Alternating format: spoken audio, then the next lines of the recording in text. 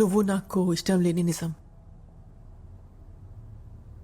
ఎందుకంటే you better than my sun.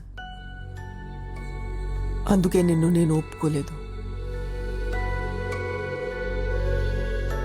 కానీ ఈరోజు వీడి కోసం నువ్వు వెళ్ళావు. అన్నీ బాగా జరిగాయి కాబట్టి సరిపోయింది. లేకపోతే వీడుండేవాడు కాదు. బంటూ, ఆడాళ్ళు వేరే ఇంటి నుంచి వచ్చిన వాడిని భర్తగా ఒప్పుకుంటారు, కానీ తన నుంచి రాని వాడిని బిడ్డగా ఒప్పుకోరు.